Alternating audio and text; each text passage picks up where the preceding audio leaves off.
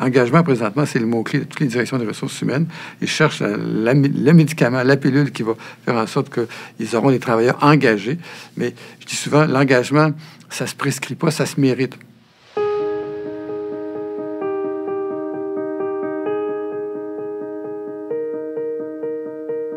Pour reconnaître, il faut connaître. Le mot reconnaissance se décompose en reconnaître. Donc, souvent, les personnes en autorité ne connaissent pas le travail. Ils se replient derrière des indicateurs, des tableaux de bord de chiffres, et ils prennent des distances par rapport au travail réel. Donc, reconnaître que le travail a été bien fait, reconnaître que l'effort est méritoire, il faut pouvoir le voir, il faut pouvoir connaître le métier en partie pour savoir si vraiment ce qu'il a fait, c'est normal ou ce qu'il a fait, ça mérite reconnaissance de plus.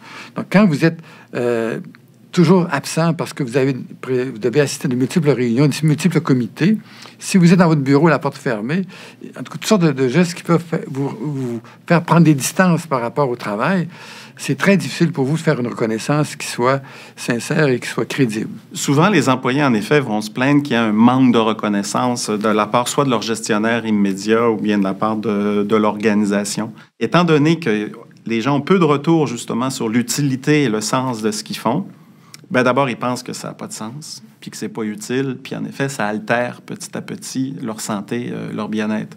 Il y a des études qui ont été faites en Angleterre qui montrent que lorsqu'il y a un manque flagrant de reconnaissance au travail, il y a 1,7 fois plus de risque de maladies cardiovasculaires. Parce que ne pas être reconnu, ça fait pas juste mal à la tête, ça fait mal au cœur aussi. Ça fait mal aux gens.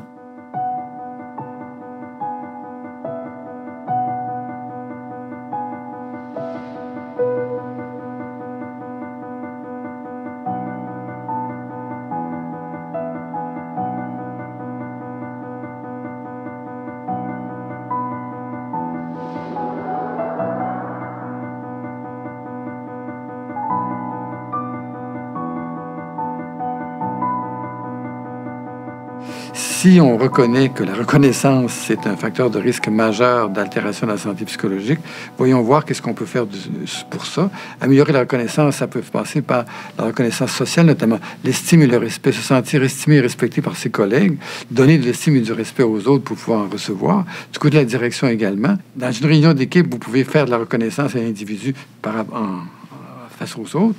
Vous pouvez regarder la charge de travail de l'un et de l'autre pour voir de quelle façon elle peut être mieux aménagée. Vous pouvez aussi travailler à solidariser les gens, les faire travailler mieux en équipe qu'en solitude. Vous pouvez leur donner plus de marge de manœuvre. Vous pouvez surtout savoir ce qu'ils font et quels sont les problèmes qu'ils rencontrent. Juste le dire quand ça va bien, quand on est satisfait d'un travail, ça donne un carburant important pour les gens. Je peux me permettre un témoignage vraiment personnel. On a engagé une comptable dernièrement, il y a maintenant quelques mois, et j'ai été manger avec mes associés un midi.